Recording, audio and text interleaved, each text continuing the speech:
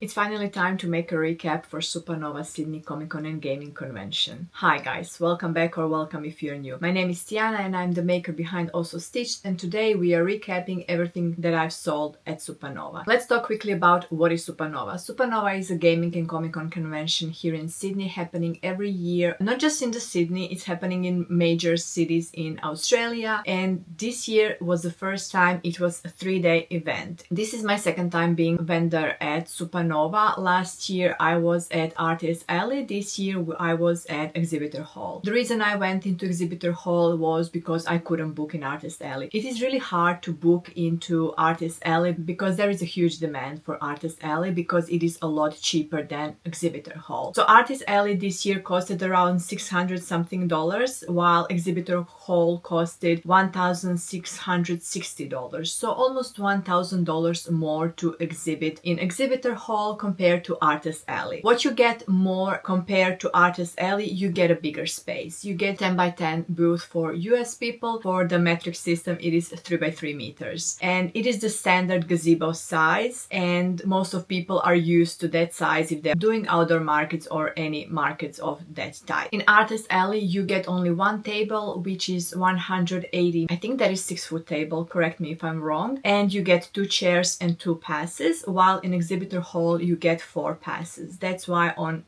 Saturday we had kids with us, because I had 2 extra free tickets to use and for them to also experience that. So the cost to just exhibit in Exhibitor Hall is very high. I didn't know what to expect. I didn't know if the foot traffic would be higher or lower. I really didn't know. This is my first time being in Exhibitor Hall, and all I can compare was how it was in Artist Alley the year before. So when we were giving map, I really didn't know if I had a good or bad position. I honestly thought it was bad position because I was all the way at the back, what looked like no man's land, because it looked like a lot of free space around me, and I was scared that no one's gonna go there, while I thought most of the thing will be happening where the entry is. Well, I was completely wrong. I actually had the best space that I could ask for. We were situated next to the DeLorean, which is the car from the Back to the Future, and one of the major guest stars of Supanova was Christopher Lloyd. You hear me talking about him for the whole vlog, so I'm not gonna talk a lot about it, but he was the major star, and I cannot believe that man managed to meet and greet such a huge volume of people. And bear in mind that guy is 87, and 2 weeks after Sydney he flew to Perth to do the exact same thing. I cannot imagine at that age to be there for 8 to 9 hours to meet and greet people. Hats off to him. I really admire. The queue around his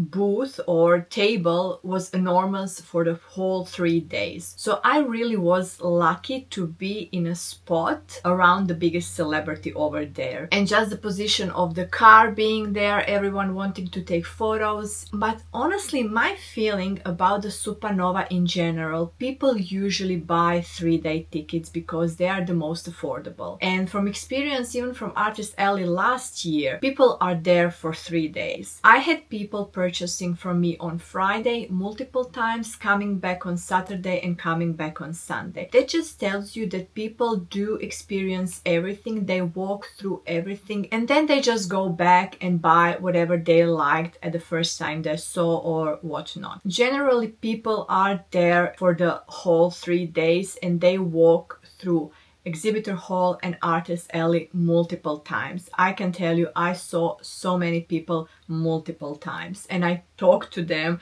chat to a couple of them. So yeah, so I do feel like Exhibitor Hall gets the most traffic, but I also think most of the people walk through both Exhibitor Hall and Artist Alley, because from last year experience being in Artist Alley, it was very crowded. It was so much foot traffic to the point that alleys were blocked with people, and I didn't experience that in Exhibitor Hall because it is a lot more open space. I did experience a rush of people once things that were happening around Christopher Lloyd were finished, done, conventions, whatever was happening in those rooms. Once that was done, we were experiencing a very huge rush of people. I also experienced that in Artist Alley. So comparing foot traffic from both of events is really hard, because I don't know how it was this year in Artist Alley, because I really didn't have time to walk there, to even visit some of my friends, and just because we were busy, and I also suffer social anxiety, so for me to walk through the crowds is like, I just don't want to do it. And I really don't know what was the foot traffic in Artist Alley. My daughter went there and she didn't last long. She said she was overwhelmed because it is not as open as in exhibitor hall, and the alleys are very narrow. If the foot traffic is big, the alleys get just traffic jam.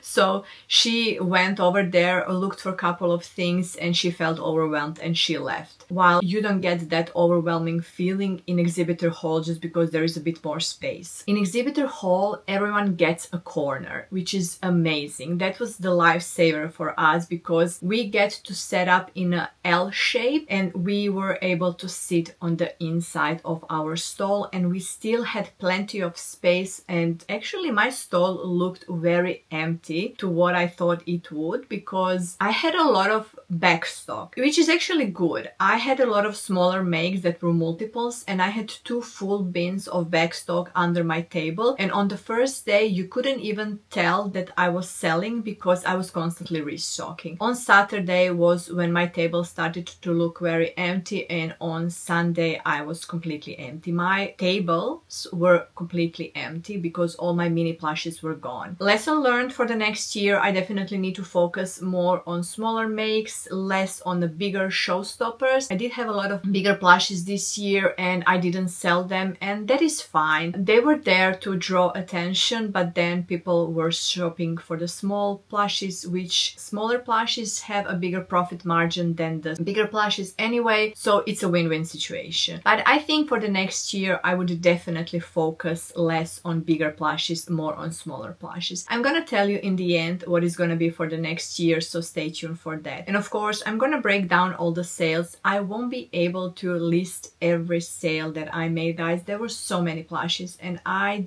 just don't have time to do it. I'm gonna put some pictures of the plushes that were like bigger makes, or the plushes that were old plushes that you didn't see probably for the past year. If you have been following me my market prep for Supanova, then you know what I have been making. I've been showing everything and talking and linking everything, so all these plushes will be linked in my Etsy storefront, so feel free to check. I have different bundles created. When it comes to photos, I will be mostly focusing on the plushes that you probably haven't seen if you didn't watch me last year market prepping and doing plushes, so some of my older makes. When it comes to bump in was very easy and straightforward because you can bring your car in. I think in one of the videos when we were setting up, you can see those gates open. This is where the entry was for us. Our car wasn't straightforward to that entry, it was a bit on the left and we had just a slight walk. It wasn't nothing bad. We needed only 3 runs to the car and back to bring everything in, and it was really easy. We had enough space for everything that we wanted. We did also t-shirts and bags, which is something that I won't be doing next year. Next year I want my stall to look clean and minimalist without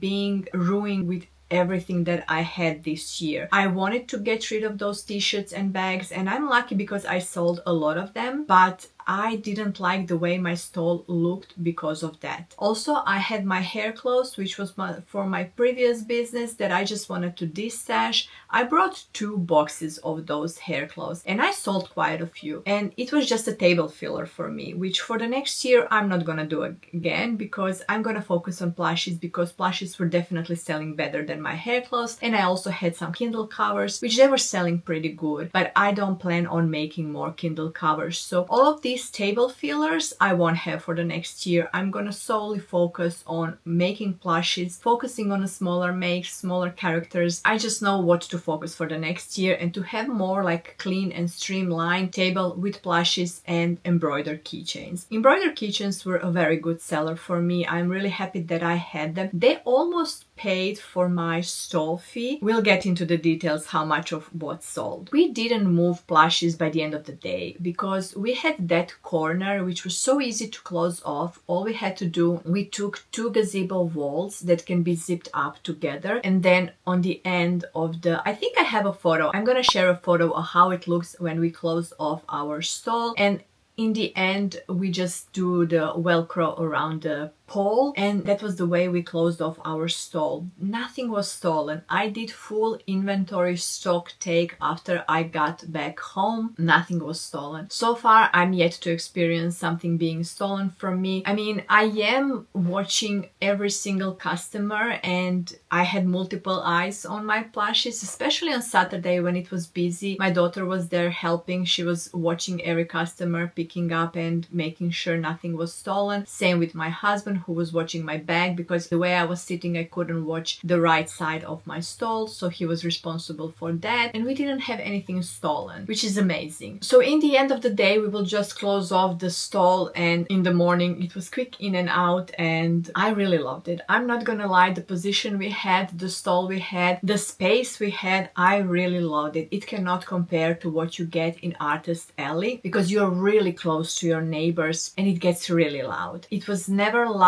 in our stall. I could not hear my neighbors talking. On one side we had double stall. There were 2 guys there. We couldn't hear them at all. And on the other side we also had 2 guys who were selling comics. We could hear those 2 guys, but not in a disturbing way. They were really nice people. We didn't have any bad experience with our stall holder neighbors. Across us were a lovely couple with wooden boxes and dragons, and she bought one of my dragons, so I got to talk to her a bit more because she's also a small handmade business and this was her first time being here. She's from Brisbane. So I really had a beautiful experience in Exhibitor Hall. The only negative was the price. I paid $1,000 more to be there compared to what I paid a year before in Artist Alley. That is the only negative I had. It was expense. Everything else is positive compared to Artist Alley, and I would in a heartbeat do it again. When it comes to customers, I didn't have any bad experience with customers. The crowds at Supanova are such a lovely bunch of people. I cannot explain. The community there is beautiful. It is very diverse. There is actually not a lot of kids, which is never my targeted customers, more so teenagers, young adults. So customers were really lovely. So many beautiful people. I got a chance to meet a couple of my followers, so thank you to everyone who stopped by and say hi. I really enjoyed that. So yeah, thank you to everyone who was there and said hi and said that they are watching my videos. And for some of the people, family members are watching me, so thank you to all of those who have stopped by and said hi. Thank you so much. Let's start with some numbers just to break this, not to bore you with all of these other details. Let's start with how much I made in total during those 3 days. So on day 1, we made in total $1,475. I have my laptop here, that's why I'm reading. I can't remember all these numbers. On day 2, we did $2,890, and on day 3, we did $2,479. In total, for all 3 days, that was $6,844. That was amazing. That was actually lower than what we did the year before in Artist Alley, but I did talk about that in one of my vlogs. As much as the numbers look lower, the profit is actually higher, because last year I was selling a lot of t-shirts and my profit margin on my t-shirts is only 40%, while profit margin on my plushies is 90%. And when you subtract from whatever I have earned last year the cost of the materials for t-shirts, in the end my profit was lower last year compared to this year. That is just if we are looking into the cost of materials. Of course, if we are looking into the cost of stall fee that was this year, we didn't do as good. But if we were just looking into the cost of the materials, I did better this year compared to what I sold last year. What killed me this year was that expensive stall holder fee, which was $1,660, and that is the biggest expense I have had. The second expense we had was $105 for 3 days of parking, and I don't like to calculate food because I talked about it in one of my videos. On the weekends, we eat outside. Always. We either have takeaway or we go to restaurants. It is kind of like our family tradition. I don't like to cook on weekends and we always eat outside. So for us to eat out for those 3 days, it wasn't an extra cost for us. It was something we do normally on weekends. So I'm just not gonna count that as a cost. We did have a bit of petrol, and I did bought one of those shelving units that costed me around $80, but that's gonna be something that I'm gonna continue using on my other market. So if we subtract stall fee and parking from $6,844, that gives us $5,079, not in pure profit, because we still need to subtract materials from this, which is not something I'm doing. I don't track my material costs per market. That is something I do at the end of the year when I'm doing bookkeeping and sending everything to my accountant, which is now actually. I'm supposed to do that this month because our financial year ended in June, and now I'm working through my bookkeeping so that I can send everything to my accountant. That would be what we did when it comes to all the sales compared to expenses, and I'm still happy with that, guys. To get over $5,000 pure profit without looking into materials and overheads, I do have a lot of overheads. I still do think that having 6,800 sales and getting over $5,000 for 3 days was amazing. It was an amazing experience for me, and I will definitely do that again. Stay tuned for the end of the video where I will announce what we are doing next year with Supanova. When it comes to just crochet, our total sales from crochet were $5,300, and we sold 187 plushes. The rest was embroidery and all the other bits and bobs that I had on my table as a fillers. So for example, my embroidered keychains, I sold 112 embroidered keychains. That was $1,344 just in embroidered keychains. And there is a slight difference. I didn't calculate the difference. Around $200 or $300 were t-shirts, hair clothes, Kindle covers, and things like that. It was a very small portion for those other things. I'm really surprised how good my embroidered keychains did. On the Friday and Saturday, the sales were half of what I sold on Sunday, and the reason was I've put 3 for $30 price. So on Friday and Saturday I was selling each embroidered keychain for $12, and then on Sunday I did a sale 12 each or 3 for $30, and everyone took advance of 3 for $30. The biggest number of sales from keychains I got on Sunday, which was due to that sale. And I think moving forward I will keep that, especially when I go back to my uni market, so the students might be buying 3 instead of 1. So I was really happy with how my embroidery keychain did, and I'm gonna do them next year if we are in exhibitor hall. I am not sure if I will be able to bring them if we are in Artist Alley, but we will talk about that in the end of the video. When it comes to plushes, what was selling? Honestly, if I have to break down what was selling, characters versus non-characters, I think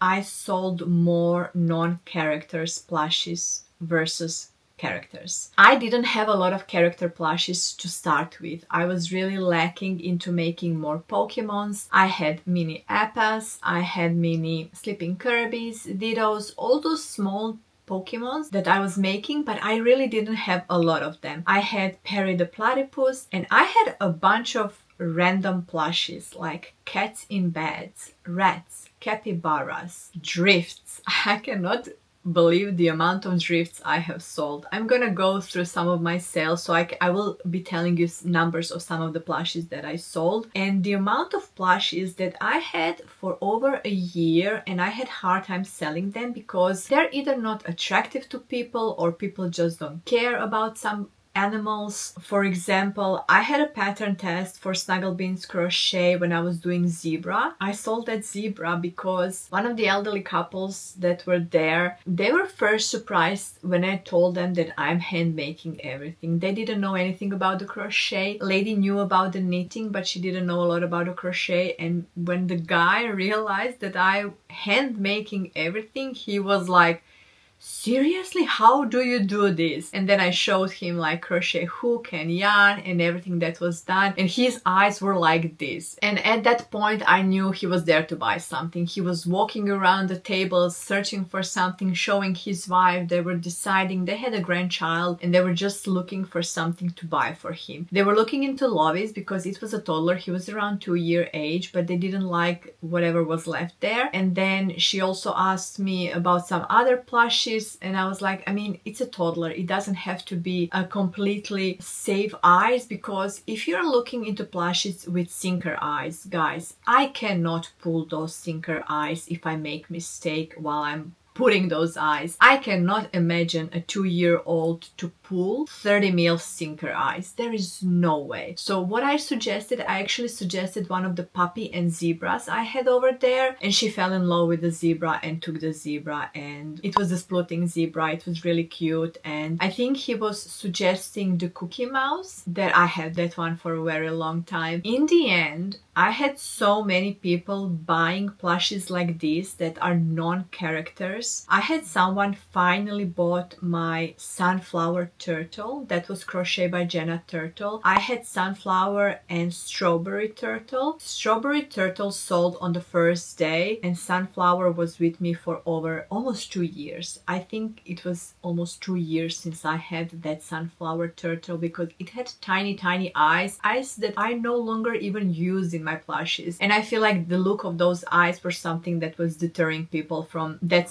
sunflower turtle compared to all my other plushies. I remember selling that bunny. I think that was Crochet Grow bunny that was holding carrot. I think I made that one for last year's Easter. I never got a chance to sell it. I finally sold a couple of hoodie bears. They are not a good seller for me. The only ones that sold was anything in strawberry. So I sold cow in strawberry hood and bear in strawberry hood. Anything else was not selling, and couple of them I'm not even huge fan of how I made them. Even that bee, I don't like the way that bee looks like. I have a random hoodie which I don't even know why I made. I think I lost yarn chicken on that one. So, you know, I have some of those plushies which I'm really not proud of even making them, but I still bring them. I just lowered the price because I'm really happy to see them go. Our definitely best seller when it comes to numbers was mystery boxes. That was crazy. At some point I was like, I don't even have plushies to put into mystery boxes. The way I do my mystery boxes, I have a random bag with small plushies that I'm no longer selling, and I'm just putting them in a mystery boxes. I don't have my mystery boxes pre-made because they take a lot of space. If you want to make a 30 mystery boxes in advance, you have to be able to transport them to the market without those boxes getting ruined, and that is really hard. I have stopped doing that. I did that 2 years ago and I've never done that after that. And the way I'm doing it, I have my boxes flat pack, and when I'm at the market I usually have 4 or 5 of small and big ones out, and once they are selling we were remaking them, and that works fine. I feel like in the future I will continue just doing smaller ones. Once I'm completely out of the big ones,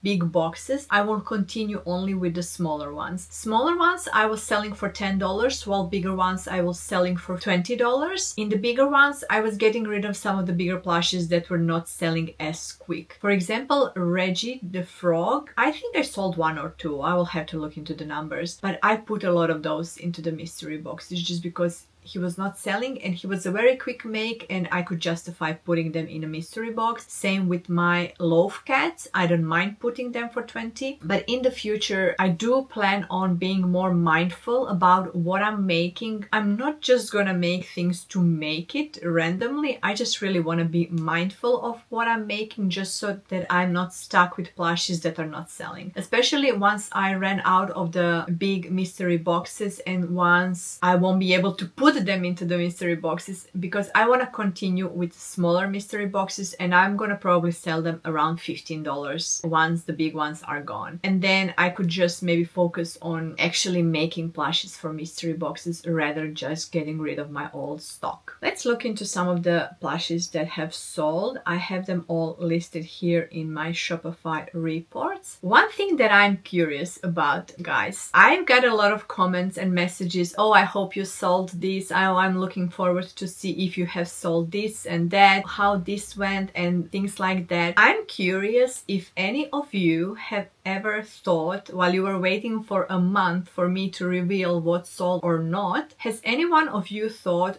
of going onto my website and checking what actually sold? Because I'm using Shopify. My Shopify POS is linked to my Shopify website. If I sell something at market, it is instantly sold out on my website, and vice versa. That is one of the benefits of me having Shopify, because I like to have my inventory at one place and I can sell on multiple platforms from Shopify. I can sell my plushes on Instagram, Facebook, Etsy, markets, just from one inventory management from Shopify. That's why I love Shopify. And of course, barcodes, which gives such a pleasant and easy checkout for customers. Actually, everything that I was selling a month ago, because Supanova was a month from today, you could have already know if you went on my website, because everything that sold was sold out on my website. So I'm really curious, has any of you ever thought of checking out my website, what sold, what not? Please let me know in comments. I'm really curious about that. Okay, so let's talk about the numbers of the best sellers. My definite best seller was small mystery box. We sold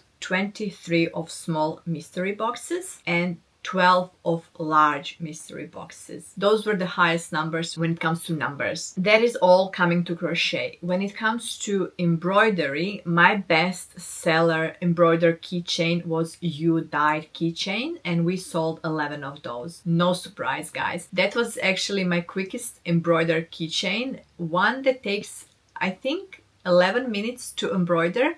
It is one of my own designs. If you have watched last year's You Dye t-shirt was my bestseller t-shirt, and even this year I think we sold 4 of those t-shirts, if I remember correctly. That is all thanks to my husband, because not a lot of people have noticed t-shirts, but every time someone was looking into You Dyed keychain, he mentioned that we also had t-shirts. So that's how he managed to sell all of those t-shirts. And by the way, that is one of his design. That was his idea. That's why I decided to do keychain, because anyone who plays games know what You Dyed is, and yeah, no surprise, that was our best-selling keychain. When it comes to keychain, our second bestseller was definitely Snow. Snow was selling really good for us. Snow was like discovery. I feel like everyone will start now making snows, no surprise. But yeah, Snow was definitely discovery for me, and it all started with my Snow keychain, because at my uni markets I made Snow keychain and people were really surprised that I had it. And after that I decided to look for patterns, and crochet plushes were also selling amazingly. It was, when it comes to numbers of plushes, my bestseller. I sold 9 of them. I had 9 of them and I sold 9 of them. I feel like I had more, I would sell more. So Snow was definitely my bestseller when it comes to numbers. Second was Sleeping Kirby, sharing the spot with Capybara. I sold 7 capybaras and 7 Sleeping Kirby's. So I sold all of my Sleeping Kirby's, but I'm left with 1 capybara. When it comes to capybaras, I sell them for $30. I usually sell them for $28, but I put price up to $30. Those mini plushes are such a quick make. They are like 20-30 minutes for me, and just being able to sell them for $30 is an amazing feeling, because it doesn't take a long time, it doesn't take a lot of yarn, but you get a good profit margin on those smaller makes. Capybaras, the first ones to sell were the one made in Elise Veluto, because they were a bit bigger and they were of course softer. And then after those were gone, the Yarn Smith's Flurry yarn, those like with a bit of texture, that's when those start selling, because I was out of the Elise Veluto soft ones. So yeah, people were buying even those textured ones. I'm left with 1 textured, and I don't plan on making another capybara until that one is gone, because I know everyone will buy the other ones over this one. So I'm just gonna leave that one until that one is gone. I'll be back to making them in my regular chenille or blanket yarn, because I no longer have that flurry yarn, so I am completely out of that. Let's look into other. We sold out of our appas. I had 5 appas. I sold 5 lavender flowers and 7 rose flowers. That was really nice to see that people were buying flowers. I sold all 4 Perry the Platypus. I mean, Perry is always selling really good. I sold 5 of my kittens, the one that were made out of one yarn. I think those, I'm not sure if I was selling any other kittens. I will probably see them once I go through the list. I sold all 4 rats. I guess if I had more, I would sold more. I'm just going through the plushies now. I sold all 3 lumas I had. I sold all my sleeping foxes and dragons except for blue one. So I had 2 sleeping foxes. Here it's showing me each color. So I know I had Andarna one, I had Haku, and I think that was it. Black one was sold on some other market. I don't remember now. I'm definitely not gonna go through all of these because there is so much here and I feel just overwhelmed looking into this list, because this list is combined with my embroidery and I see a lot of embroidery. I can just give you a couple of names when it comes to best sellers. Suit Sprite. I sold 6 of Suit Sprite. I sold all 4 Gengar. Gengar was the only one that I have actually sold out. I sold 4 Mimikyu, 3 Psyduck, 3 Appa, 2 Mew, Kirby, Murder Duck, Vaporeon. I sold all my black chickens. I sold both Chopper Duck keychain. I made those Poggy's Place little duckies and I did hat like a Chopper and Luffy, and I sold 2 Chopper and 1 Luffy. I think when it comes to chickens, I don't even have to. I sold all of my chickens, guys. I had black, blue, orange, beige and white, and I think I had 2 of each. That's 10 chickens and I sold all of them. So I'm not gonna go through all of this. I can see that I sold 2 of green frogs from, is it Basque Boutique? I think that is Basque Boutique. When it comes to embroidery keychains, Remy. I sold 2 crochet shark keychains. You also saw that in the video. All of my turtles, tofu turtles, were sold out except for purple ones. I sold all of the Chokimons I had. I don't even remember what I had. I can see here Psyduck. I remember having Jolteon, Espion. Mosslegs didn't sell. I think I'm left with 3 Mosslegs, but I'm gonna do something different to them. I'm gonna add that leafy moss color to them to see if they're gonna sell better. I think I sold 1, but they were not sold out. That was the only Pokemon that was not sold out. When it comes to embroidered keychains, a lot of Sanrio characters were selling. I sold my Melody, I sold Cinnamoroll, Kuromi, Keroppi, I sold Haku. Like a lot of keychains were selling. Like I had a good selection of characters and they were all really selling good. I feel like if I had time to make all of them, because I told you I bought over 200 characters in embroidered keychains, I would really sell them really good, but I didn't have time to embroider all of them. And I'm not sure how I'm gonna go about that for the next year. I sold only 3 knitted beanies, which was still fine. All of those beanies have already been donated to charity. I have 0 left and I'm really happy to see them go because they do bring me joy to knit, but they are never good seller. But at least I'm supporting some charities with all of my knits and I'm really happy about that. I sold finally one of those turtles that I had hard time selling. Same with that sunflower turtle. All my Chixin eggs were gone except for 1 pink. 1 Lovey Snuggler was sold. That was the fox one and I sold that one for $60. I sold my big baby dragon, the pink one. That one went for $90. That was a beautiful sale. I was really happy to see that one go. I sold both of my Hollow Knights. Each one was sold for $70. I sold both of my Snoopies. They were sold for $70 too. The bunny that I had, I actually lowered the price. I sold that one for $35 and I was really happy to see that one go. I sold all the swirly snakes. I don't have the complete number here because they are all done by colors. I don't remember how many I had. Maybe 8. I sold all of them. This is categorizing them by the colors, so I would have to go and search for all of them to be able to tell you the exact number. Same with the drifts. I can see here pink drift, blue drift, gray drift, so I will have to go and count all of them. I sold all of them. So I sold all of the swirly snake, all of the drifts, and even mini rifts. My mini plushie basket ended up looking so empty. I was left with 3 Labubus and 2 hippos. Hippos were not selling. Anything purple was not selling. I was really surprised. Probably purple was not the color of this convention, but oh well. Everything else pretty much sold. And even when it comes to kitten in beds, I think I'm left with 1.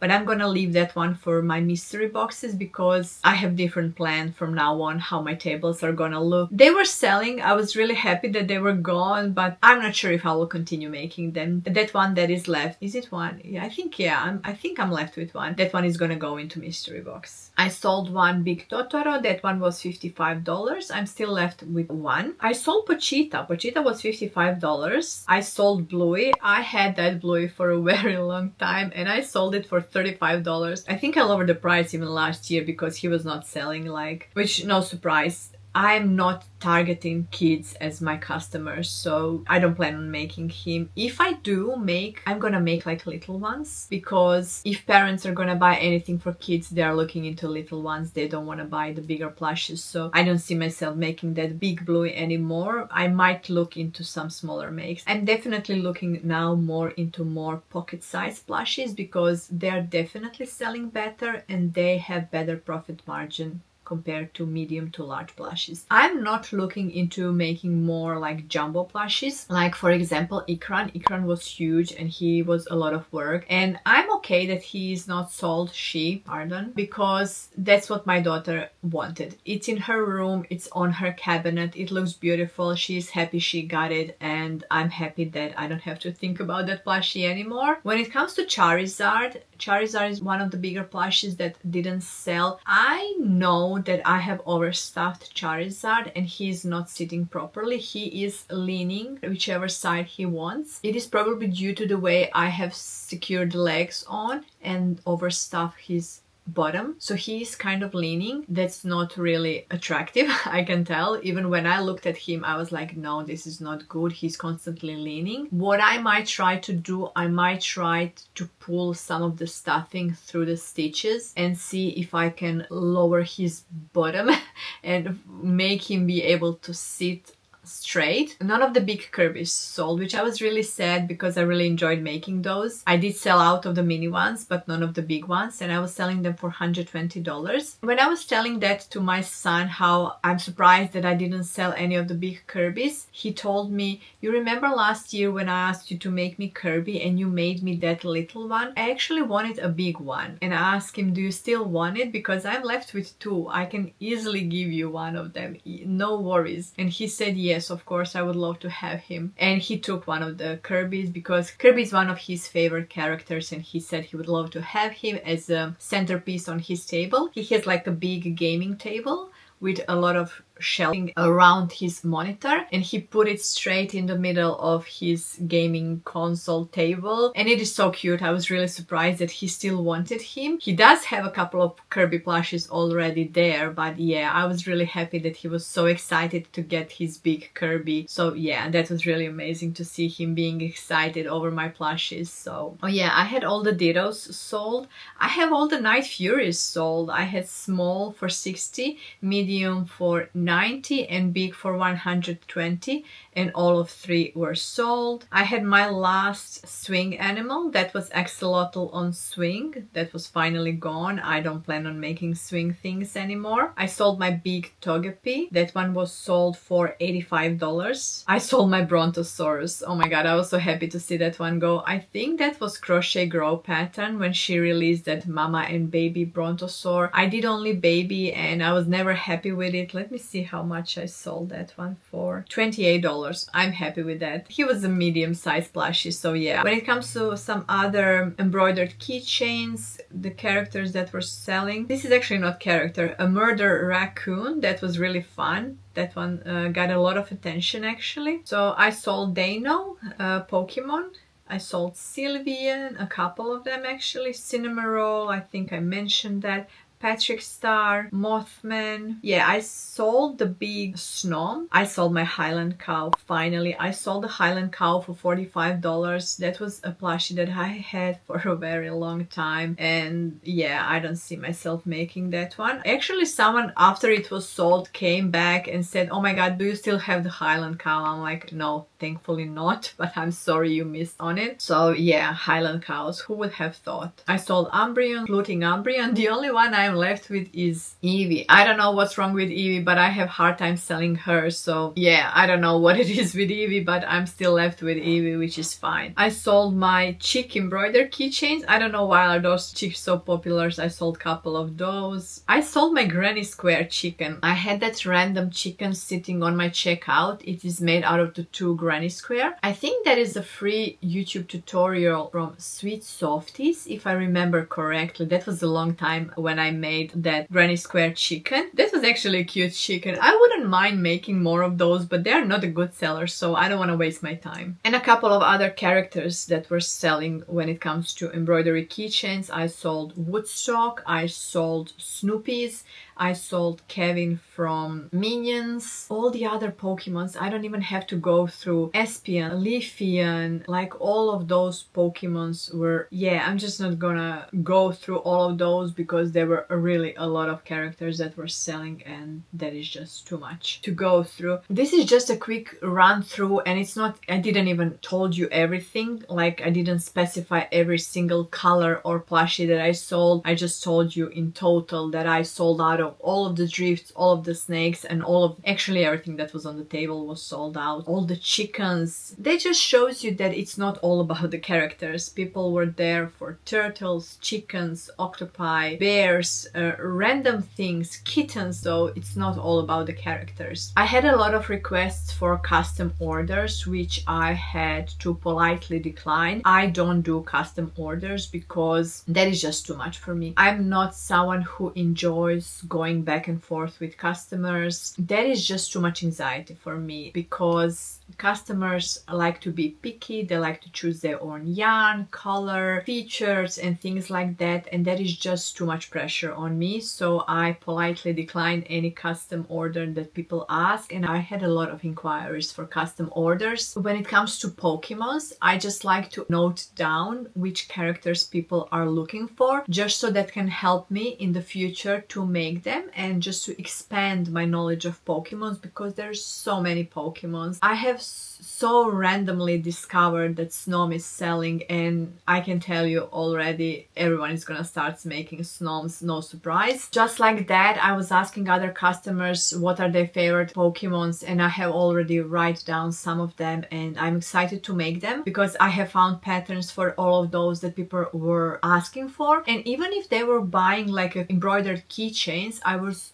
listening to their reactions. Oh my god, look at this Pokemon. Oh my god, look at this. I can't believe she has that. For example, Dano, I was told that they have never seen anyone making Dano, and I don't even know if I have seen crochet plushie pattern for Dano. I know I saw for Lapras, and I'm looking forward to make that one because people were also mentioning a lot of Lapras. And also, I'm excited to finally make one of my uni customers requested one of the Pokemons. There were no pattern for that one, except it's coming this week, and I'm so excited that I will be making that Pokemon. I don't expect her to come back to uni and buy that Pokemon from me, but I'm excited to make that Pokemon because it was the cutest one, and I'm excited to see that pattern is coming out for that one. So yeah, I will be definitely making that one. There is so many Pokemons, guys, it is ridiculous, and it's hard to keep up with all of them and to know which one are trending or not. So yeah, all of that to say, I'm not accepting custom orders. Whoever wants to buy anything from me, it has to be available, and it is available on my website, and anything that I make I put on my website, so whoever wants to buy knows where to go and search for it. And technically that is all. That is all the breakdown of the plushies that were selling, that were best sellers. That just tells you that not everything is in characters, that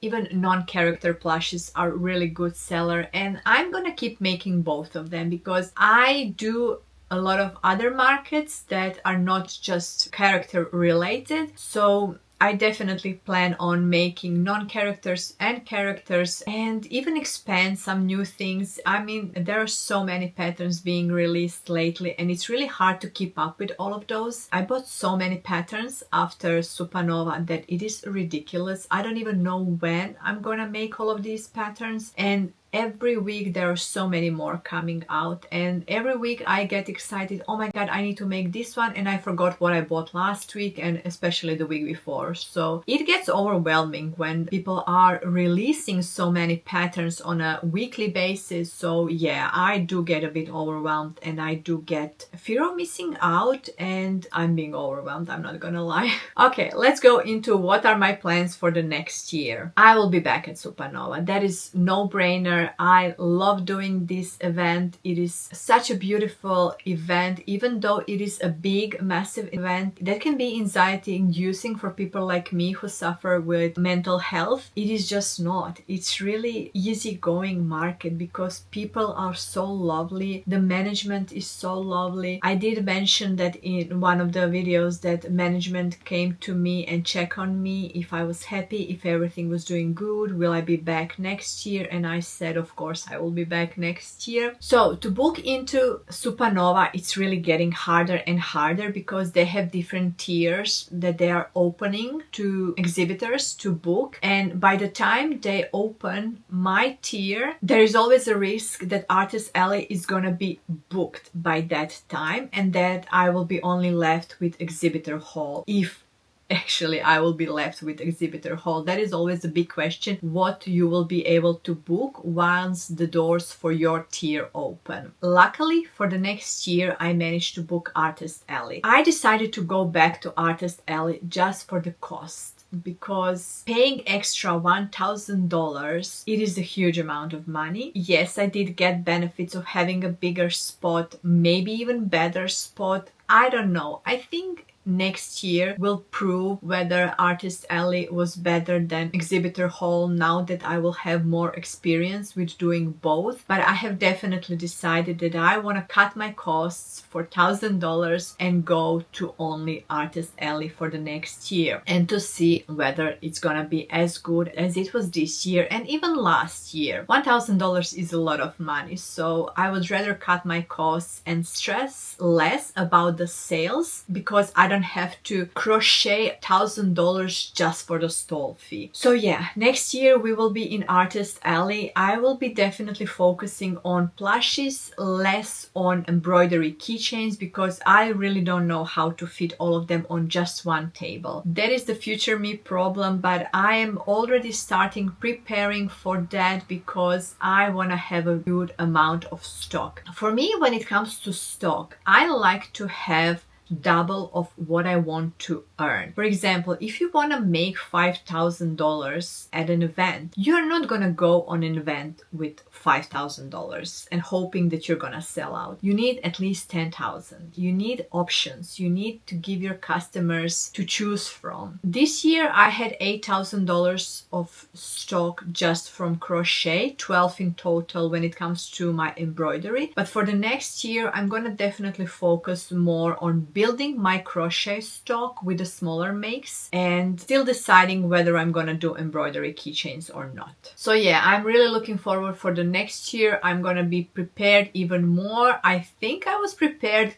very well this year, but I can always do better. And I'm someone who likes to give myself higher goals every year, and I'm gonna try to do better next year. I have another 11 months to prepare for this event, and I'm really excited for that. It's really hard to get into all of these conventions because competition is very high. Same thing for Oz Comic Con or Smash or any conventions like those. I've been applying for all of these conventions for over 3 years now. This is gonna be my 3rd year. Last year I got into Oz Comic Con, but they only offered me half a table, which was not enough for me, especially not from last year when I had t-shirts and everything else going on. So I had to decline Oz Comic Con last year, and I didn't get into it this year. I'm just hoping that I'm not blacklisted because I have declined. I mean, I really cannot fit on a half table. I had 3x3 space this year, and I cannot imagine fitting on a half the table. So yeah, I have a bit of regrets declining them last year because I am scared that I'm blacklisted, and that was the reason that I was not invited this year. We'll see. I can just hope that next year I will maybe have a better luck. We'll see. I'm really positive about the Supanova for the next year, and I can only work and focus on that. And I still have my uni markets. My uni markets have been performing really good, so I have a lot to work. I have really a lot to crochet. I have a lot to share with you guys. I hope you will keep following me for the next year while I am preparing again for my big convention for the next year. That is it for this video. Please let me know if you enjoyed my Supanova vlogs. Is there anything that I should change? I think I should be wearing mic for the next year, definitely, because as much as I'm shy to wear that mic and for people to see mic on me because they will assume that I'm filming, I definitely think that for the next year I will be wearing mic because audio was not the best. So that is one lesson I have learned from vlogging this year. And give me your advice, give me your suggestions. What should I do better or focus more for the next year? I'm curious to hear your thoughts. Thank you so much for watching, and until next time, happy crafting.